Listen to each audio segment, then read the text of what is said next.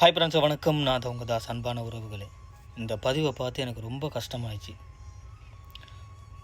கரதனிய தெல்காவத்த பிரதேசத்தை சேர்ந்த இந்த நண்பர் தினேஷ் வியூவர்தன 35 வயதான நண்பர் தான். வாழ்க்கை அப்படியே இருக்குங்க, இன்னும் தொடங்க கூட இல்லை. அது கூட ஒரு வாழ்க்கை தொடங்கவே இல்லை, ஆனால் மரண செய்தி. அன்பான உறவுகளே, இந்த நண்பர் நாட்டிலேயே கொரியா பாஷையெல்லாம் படித்து அதுலேயும் குடிசை வீடையாக இருந்ததை மாளிகையாக மாற்றிருக்காரு. கஷ்டப்பட்டு சம்பாரித்து கொரியாவில் போயிட்டு இரவு பகல் பார்க்காம வெயில் பனி கூதல் எல்லாத்தையும் தாங்கிக்கிட்டு தன்னோட வாழ்க்கையில் ஒரு லட்சியத்தோடு ஒரு போராடி ஒரு மாளிகையை கட்டி வீட்டுக்கு வந்து கொஞ்ச நாள் வாழ்க்கை நடத்தும் போது அந்த வீடு அவருக்கே சொந்தமில்லைன்னு தெரிய வரும்போது அவருடைய மன வேதனை எப்படி இருந்திருக்குன்னு பாருங்கள். அன்பான உறவுகளே, அம்மா செய்த துரோகம், ஒரு அம்மாவே தான் பிள்ளைக்கு இப்படி ஒரு துரோகம் பண்ணிட்டாங்கன்னு நினைக்கும் போது கஷ்டமாக இருக்குது.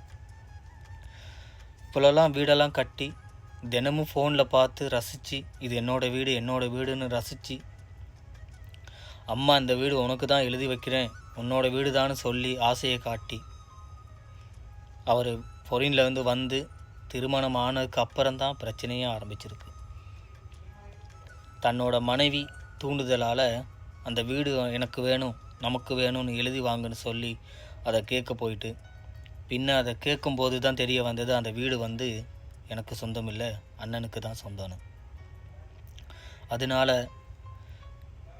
மனைவிமார் கணவர்மாரை நிறைய புஷ் பண்ணுறது, நீ கேளு, அதை வாங்கிடு, இப்போவே வாங்கிடு அப்படின்னு சொல்லி அவரை தூண்டி அவரை மன உளைச்சலுக்கு ஆளாக்கி இந்த நண்பர் தூக்கு போட்டு இறந்தே போயிட்டார்.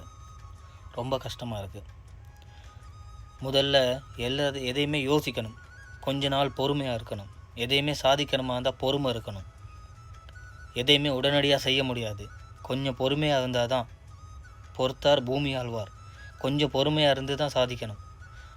எந்த பொறுமையும் இல்லாமல் அவரை தூண்டி அவரை கஷ்டப்படுத்தினதுக்கப்புறம் அவரால் தாங்கிக்கவே முடியாதனால அவர் எடுத்த ஒரே ஆயுதம் மரணம். பணம் இன்றைக்கி போனால் நாளைக்கு வரும், நாளைக்கு போனால் இன்றைக்கி வரும், ஆனால் உயிர் போனால் வராது. இதை புரிஞ்சிக்கிற நிறைய பேர் இதை புரிஞ்சிக்கிறாங்கல்ல. உயிர் போனதுக்கப்புறம் நீங்கள் கத்தி அழுந்தாலும் கதறி அழுந்தாலும் அந்த உயிர் வரப்போகிறது இல்லை. அது போகாமல் இருக்குது, உங்கள் கையில் தான் இருக்குது. அன்பான உறவுகள், இப்படியெல்லாம் மறுபடி தவறுகள் பண்ணாதீங்க. இந்த மாதிரி நிறைய சம்பவம் நடக்குது.